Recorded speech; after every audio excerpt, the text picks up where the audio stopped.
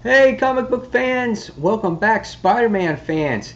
Guys, you're with me, Mike Spider Slayer, getting ready to celebrate another episode of celebrating 50 years of the old webhead himself, Spider-Man. That's right, guys. So welcome back, and today we got a few topics to talk about. And the first topic was from Daniel 323777. He asked, when was the first appearance of Sandman? Well, Daniel, the first appearance of Sandman was in Amazing Spider-Man issue number 4. He appeared in September of 1963, and he was affected by a nuclear project. And obviously our main character's name was Flint Marko at the time. And a lot of things had to do with like nuclear warfare and things like that, and that's why all these villains got affected this way. So I hope this helps. Sandman first appeared again in 1963 in September in issue number 4. Alright, so next we have from Scott Grady. He wanted to discuss about Kravens Last Hunt. And yes, I do have those issues, and I was searching all around for the house for them. For some reason, I can't find them. I think I was going to review them one other time, and they're missing. They're here, they're somewhere in the house, but they're missing. But Kravens Last Hunt was a phenomenal series. If you want to compare anything to like Superior Spider-Man of the day, of someone else playing Peter Parker as Spider-Man, it would have to be Kraven. This series was a phenomenal series. It was one of the most talked about series and memorable series of all times.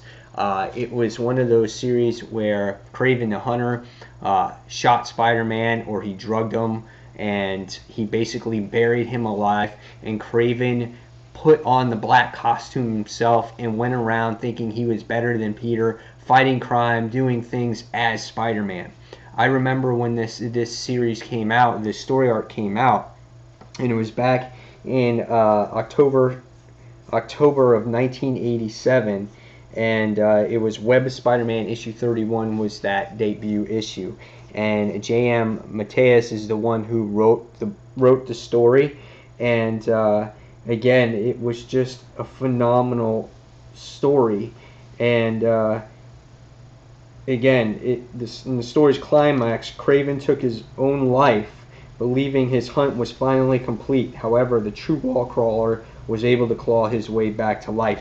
And one of those issues, that's where you got to see Peter Parker actually rise from the dead, or from the grave, which was one of the best covers. And I'm so mad that I can't find that cover in my collection, but he's coming from the grave, and you see him, he's like this, and the tombstone is behind him, and it's just a fantastic series. So if you guys have not read Kraven the Hunter, or the Kraven's Last Hunt, go ahead, you can buy it on trade paperback or find back issues. I have all those back issues, I just have to find them.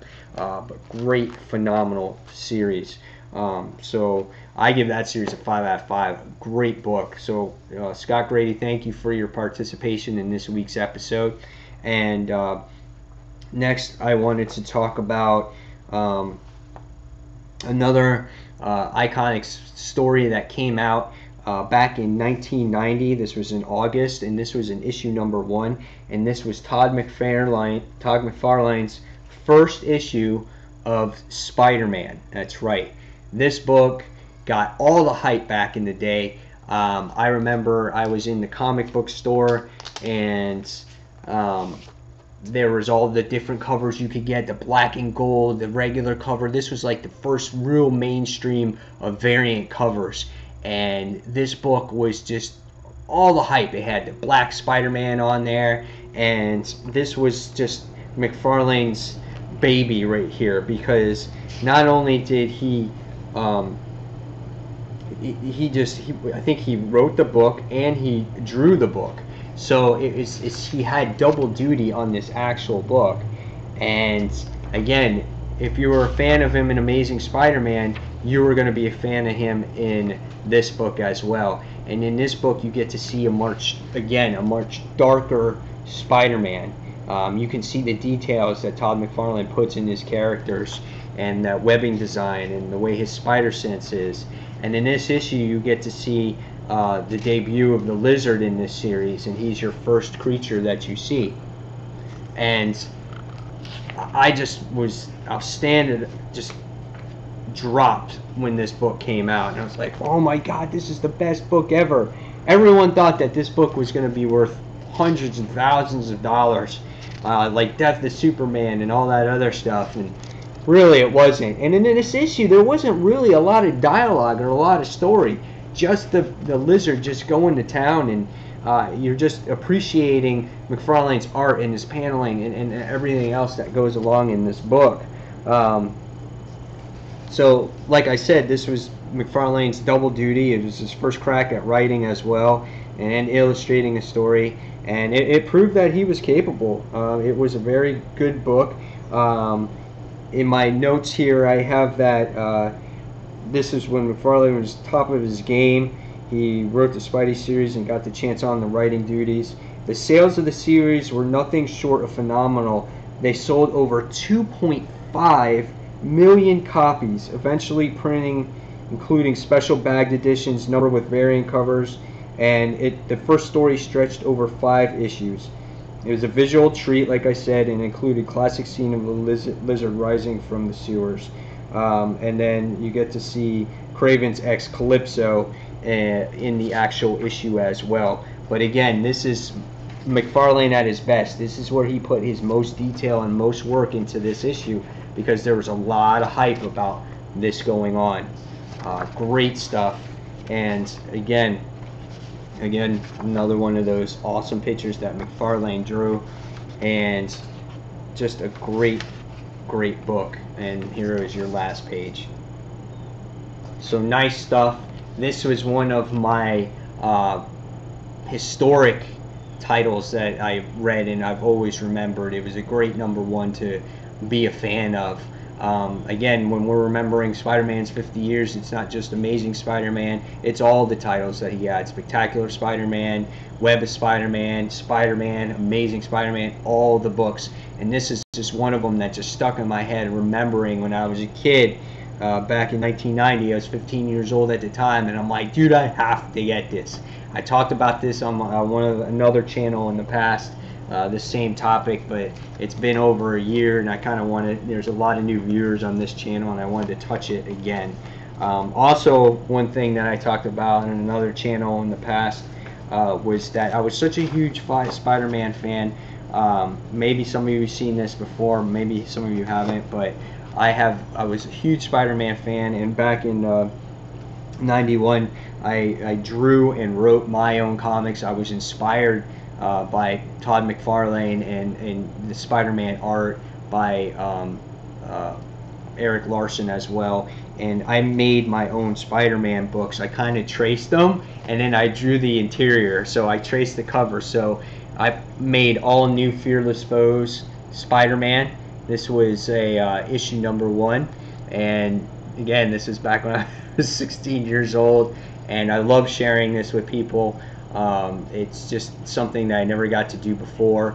Again, I shared it once before, but I wanted to share it again, and that was this title, and this was Spider-Man Fearless Foes. There's my interior art of Spider-Man, and I introduced new characters like Eagle Man, and I introduced there he is again. There's Eagle Man, kind of like the Vulture, and I made the Stinger, totally new character right there, and I created the Scorcher, which is this guy right here. That's the Scorcher.